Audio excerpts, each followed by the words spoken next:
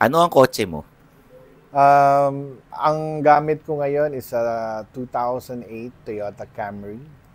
Ano yung gusto mo sa Toyota Camry? Gusto ko siya dahil malakas siya sa gas.